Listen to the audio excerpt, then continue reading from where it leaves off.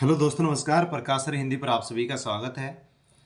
हिंदी व्याकरण के पिछली परीक्षा में पूछे गए प्रश्न के वीडियोज हम एक सीरीज के माध्यम से लेकर के आगे बढ़ रहे हैं। प्रकाश सर हिंदी यूट्यूब चैनल पर पिछली परीक्षा में पूछे गए हर पॉइंट के प्रश्न एक सीरीज के माध्यम से पॉइंट वाइज लेकर के हम आगे बढ़ रहे हैं, आपको उपलब्ध करा रहे हैं। प्यारे साथियों, पार्ट 24 तक हमने अध्ययन किया था। पार्ट 25 में समास से संबंधित प्रश्नों का अध्ययन कर रहे हैं। पिछले वीडियो में हमने 515 प्रश्न तक अध्ययन कर लिया था व्याख्या सहित। आज इस वीडियो में 25वीं वीडियो में समास से संबंधित हम हिंदी व्याकरण का 516वां प्रश्न पढ़ेंगे, उसका अध्ययन करेंगे। निम्नलिखित में द्वंद्व समास बताइए। द्वंद्व समास कौन से ऑप्शन में है? तो डी, पाप पुण्य द्वंद्व समास है। पाप पुण्य, पाप और पुण्य में द्वंद्व समास है। द्वंद्व समास में दोनों ही पद प्रधान होते हैं। इसका विग्रह करने पर योजक शब्दों का प्रयोग होता है, जैसे रात दिन, रात और दिन। रात और दिन के बीच में योजक चिन्ह का प्रयोग किया गया है। माता पिता, माता और पिता, जबकि शोकाकुल, शोक से आकुल में कर्म तत्पुरुष, सर्वोत्तम, सभी में उत्तम में अधिकरण तत्पुरुष, वीर पुरुष, वीर है जो पुरुष में कर्मधारय समास है। तो पाप पुण्य में द्वंद्व समास है, दोनों पद प्रधान होते हैं। 517वां प्रश्न है, परमानंद शब्द में कौन सा समास है? परमानंद शब्द में कर्मधारय समास है। परमानंद में कर्मधारय समास है। इसका विग्रह है परम है जो आनंद, परमानंद। जिस समास का उत्तर पद प्रधान हो तथा पूर्व पद व उत्तर पद में उपमान, उपमेय अथवा विशेषण विशेष से संबंध हो, वह कर्मधारय समास होता है। कर्मधारय समास में दूसरा पद प्रधान होता है और दोनों पदों में उपमान, उपमेय, विशेषण विशेष से का संबंध होता है, वहां पर कर्मधारय समास होता है।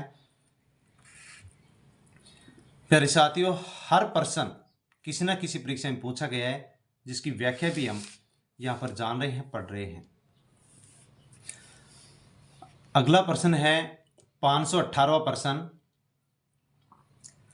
जिस समास का पहला पद अव्यय हो तथा पद प्रधान हो उसे कौन सा समास कहते हैं? तो इसमें बी विकल्प सही है, अव्ययभाव समास। जिस समास का पहला पद अव्यय हो तथा वह प्रधान हो उसे अव्ययभाव समास कहते हैं, जैसे यथा संभव, प्रतिदिन, बार बार, आजन्म, हाथों हाथ, भरपेट, प्रत्यक्ष, आजीवन आदि। अव्ययभाव समास में पहला पद प्रधान होता है, पहला पद अव्यय होता है, पहले पद में उपसर्ग भी होता है, हो सकता है। दोनों पदों में जब संज्ञा शब्दों की पुनरावृत्ति होती है तो वहां पर भी अव्यय समास होता है। 519वां प्रश्न है, पंचवटी शब्द में कौन सा समास है? तो पंचवटी में द्विगु समास है, बी विकल्प सही है। पंचवटी शब्द में द्विगु समास है। द्विगु समास किसे कहते हैं? कि जिस समास का पूर्व पद संख्यावाची होता है तथा समस्त पद समूह का बोध कराते हैं, द्विगु समास कहलाते हैं। जैसे नवरत्न, नवरत्नों का समूह है। पंचवटी, पांच वटों का समूह। तो द्विगु समास किसे कहते हैं? कि जिस समास का पहला पद संख्यावाची होता है उसे द्विगु समास कहते हैं और समस्त पद एक समूह का बोध कराता है। 520वां प्रश्न है, निम्नलिखित शब्दों को उनके समास के साथ सुमेलित कीजिए। कौन से समस्त पद में कौन सा समास है? जिनको हम इस सारणी के रूप में पढ़ेंगे, समझेंगे। शब्द, समास और समास विग्रह। वनवास में तत्पुरुष समास है, समास विग्रह होगा वन में वास। दान पुण्य द्वंद्व समास है, दान और पुण्य। त्रिनेत्र बहुरी समास है, तीन है नेत्र जिसके अर्थात भगवान शंकर। यथाविधि अव्ययभाव समास है, विधि के अनुसार। क्रोधाग्नि कर्मधारय समास है, क्रोध रूपी अग्नि। 521वें प्रश्न का अध्ययन करेंगे। धनुर्बाण में किस तरह का समास है? तो धनुर्बाण में द्वंद्व समास है, जिसके दोनों पद प्रधान हो, दोनों संज्ञा अथवा विशेषण हो, वह द्वंद्व समास कहलाएगा। इसका विग्रह करने के लिए दो पदों के बीच और अथवा या जैसा योजक अव्यय लिखा जाता है। धनुर्बाण शब्द का विग्रह होगा धनुष और बाण। तो धनुर्बाण का समास विग्रह है धनुष और बाण।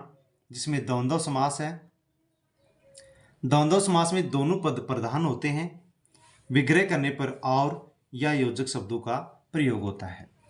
522वां प्रश्न है जो कि आप देख सकते हैं एलटी हिंदी 2018 में, यूपी पीजीटी 2013-2002, जीआईसी पीजीटी 2012 में पूछा गया है। हर प्रश्न किसी न किसी परीक्षा में पूछा गया है। जिस समास के पूर्व एवं उत्तर दोनों ही पद समान रूप से प्रधान हो तो उसे कौन सा समास कहते हैं? यदि दोनों पद प्रधान है तो उसे द्वंद्व समास कहते हैं।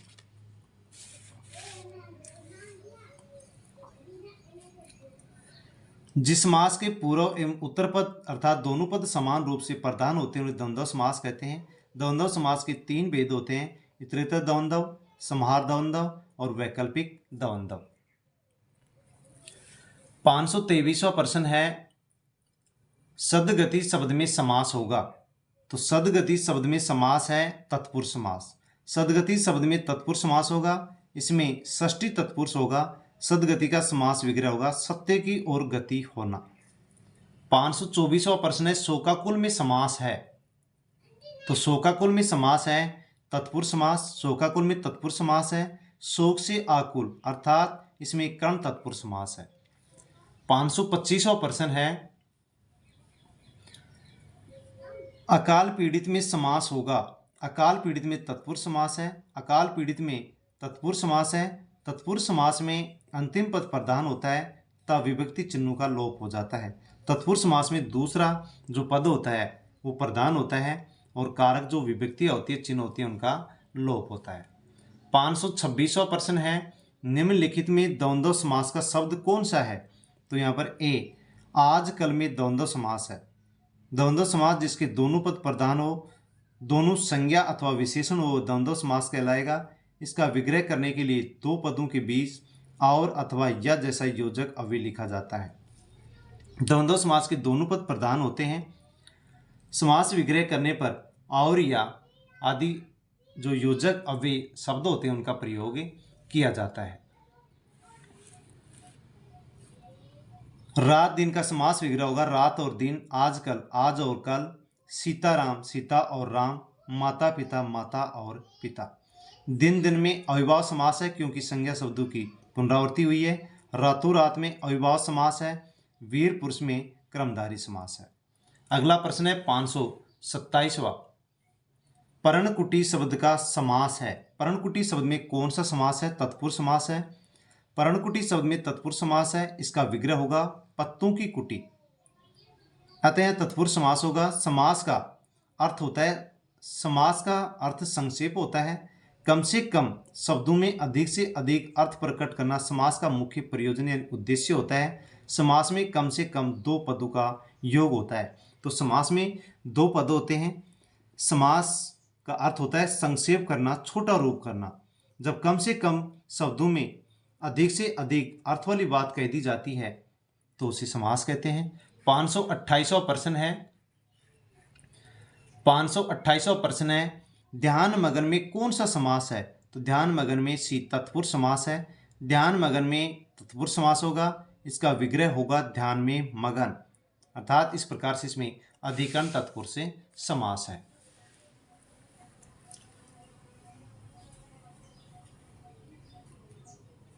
पाँच सौ 29वां प्रश्न है इनमें से कौन सा शब्द कर्मधारय समास का उदाहरण है? तो कर्मधारय समास का उदाहरण है अंधकूप। अंधकूप शब्द कर्मधारय समास का उदाहरण है। जिस समास के दोनों पदों में विशेषण विशेष्य उपमेय उपमान का संबंध होता है तथा उत्तर पद प्रधान होता है वह कर्मधारय समास कहलाता है। अंधकूप का समास विग्रह होगा अंधा है जो कूप। कूप का अर्थ होता है कुआं। यहाँ अंध विशेषण है और कूप विशेष्य है। कर्मधारय समास का दूसरा पद प्रधान होता है। कर्मधारय समास में उपमेय उपमान विशेषण विशेष्य का संबंध होता है, उसे ही कर्मधारय समास कहते हैं। 530वां प्रश्न है अनुरूप में कौन सा समास है? तो अनुरूप में अविभाव समास है क्योंकि उपसर्ग का प्रयोग किया गया है। जिस समास का पूर्व पद अव्यय तथा प्रधान हो या उपसर्ग हो उसे अविभाव समास कहते हैं। अनुरूप का समास विग्रह होगा रूप के अनुसार। यहाँ पूर्व पद अनुपसर्ग है, प्रधान भी है, अतः यहाँ पर अविभाव समास है। तो अव्ययभाव समास में पहला पद प्रधान होता है, पहला पद अव्यय, पहला पद उपसर्ग भी हो सकता है, संज्ञा शब्दों की पुनरावृत्ति होती है तो वहां पर भी अव्यय समास होता है।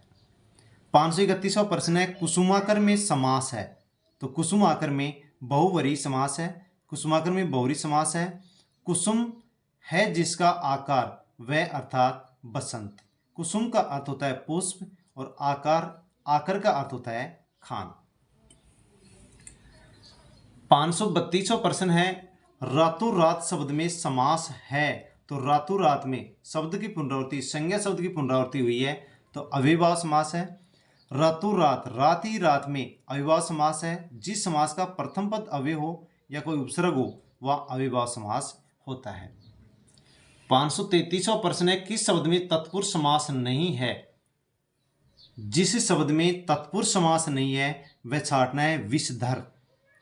विश्वविख्यात, आश्चर्यचकित, हिमपात में तत्पुरुष समास है लेकिन विषधर में तत्पुरुष समास नहीं है। विषधर में बहुरी समास है, विषधर में तत्पुरुष समास नहीं है। विषधर विष को धारण करने वाला अर्थात सर्प या शिव, विषधर में बहुरी समास है।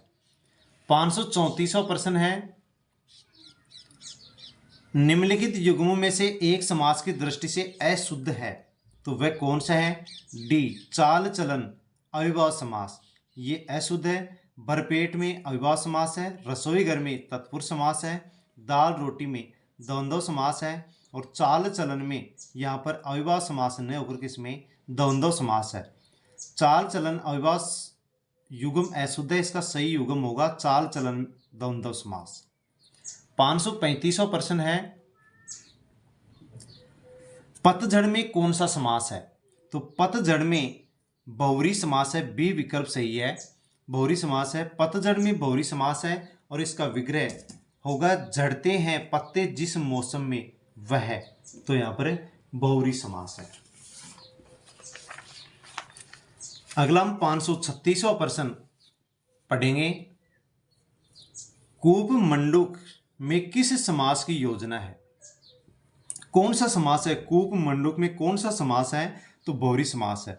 कूप मंडूक जिसका ज्ञान सीमित हो वह में बहुरी समास है। ज्ञान जिसका ज्ञान सीमित हो, कूप यानी ज्ञान लिया गया यहाँ पर, जिसका ज्ञान सीमित हो उसे कूप मंडूक कहते हैं तो यहाँ पर बहुरी समास है। 537वां प्रश्न है मुंह तोड़ शब्द में समास है। मुंह तोड़ शब्द में कौन सा समास है तो मुंह तोड़ शब्द में तत्पुरुष समास है। मुंह तोड़ मुंह को तोड़ने वाला में तत्पुरुष समास है। जिस समास का प्रथम पद गौण हो तथा उत्तर पद प्रधान हो, साथ ही साथ विभक्तियों का लोप हो, वहां पर तत्पुरुष समास होता है। तत्पुरुष समास में दूसरा पद प्रधान होता है, पहला गौण होता है। तत्पुरुष समास का जब विग्रह करते हैं तो विभक्तियां आ जाती हैं, समस्त पद में विभक्तियों का लोप हो जाता है। 538वां प्रश्न है निर्दय में समास है। तो निर्दय में बहुरी समास है। निर्दय में बहुरी समास होता है, इसका विग्रह होगा निर्दय नहीं है दया जिसमें, बहुरी समास है। 539वां प्रश्न है जिस समास में उत्तर पद की प्रधानता होती है उसे क्या कहते हैं तो उसे तत्पुरुष समास कहते हैं। जिस समास का प्रथम पद गौण तथा उत्तर पद प्रधान होता है उसे तत्पुरुष समास कहते हैं। जिस समास में दूसरा पद प्रधान होता है, पहला गौण होता है, उसे तत्पुरुष समास कहते हैं। जबकि जिस समास में प्रथम पद अव्यय हो या उपसर्ग हो उसे अव्ययभाव समास कहते हैं। पहला पद प्रधान हो, पहला पद अव्यय हो, पहला पद उपसर्ग हो, संज्ञा शब्दों की पुनरावृत्ति हो, अव्ययभाव समास होता है। जिस समास के दोनों पद प्रधान हो उसे द्वंद्व समास कहते हैं। जिस समास में कोई पद प्रधान नहीं होता किंतु दोनों पद मिलकर किसी तीसरे पद की ओर संकेत करते हैं तो वहां पर बहुरी समास होता है। दोनों पद प्रधान हो द्वंद्व, दोनों पद प्रधान नहीं है, तीसरे पद की ओर संकेत इशारा कर रहे हैं तो बहुरी समास होगा। 540वां प्रश्न है अकृतम में कौन सा समास है। अकृतम में तत्पुरुष समास है। अकृतम न कृतम में नन तत्पुरुष समास होगा। नन तत्पुरुष समास तत्पुरुष का एक भेद है। जिस समास में पहला पद निषेधात्मक हो नन तत्पुरुष समास कहते हैं। इसमें ने का बोध होता है। समास में ये अन ए रूप में पाया जाता है। तो तत्पुरुष समास का एक भेद है नन तत्पुरुष समास, जिसमें निषेध का बोध होता है, जिसमें उपसर्ग के रूप में अन और ए आता है। 541वां प्रश्न है, रसोई घर का समास विग्रह है। तो रसोई घर का समास विग्रह होगा रसोई के लिए घर। यहाँ पर विभक्ति का प्रयोग हुआ है तो यहाँ पर तत्पुरुष समास है। रसोई घर का समास विग्रह होगा रसोई के लिए घर, यहाँ करण कारक तत्पुरुष से समास है। 532वां प्रश्न है, जो कि समास चैप्टर का ये अंतिम प्रश्न है। समास चैप्टर है जिसका ये अंतिम लास्ट का प्रश्न है। 542वां, अधोलिखित शब्दों में से किसी शब्द में तत्पुरुष समास है तो प्राधीन। प्राधीन में तत्पुरुष समास है। प्राधीन शब्द में तत्पुरुष समास है। प्राधीन का समास विग्रह होगा पर के अधीन। पर यानी दूसरे, अधीन यानी पर के अधीन, दूसरे के अधीन, दूसरे के नियंत्रण में है तो प्राधीन है। यहाँ पर तत्पुरुष समास है।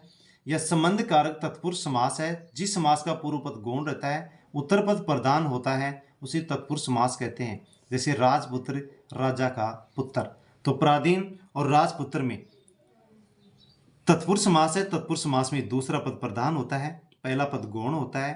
तत्पुरुष समास के समस्त पद का समास विग्रह करने पर उसमें विभक्ति चिन्हों का प्रयोग किया जाता है। समस्त पद में विभक्ति चिन्ह जो कारक चिन्ह होते हैं उनका लोप हो जाता है। तो दोस्तों, ये हिंदी व्याकरण का 542वां प्रश्न जो कि समास से संबंधित है।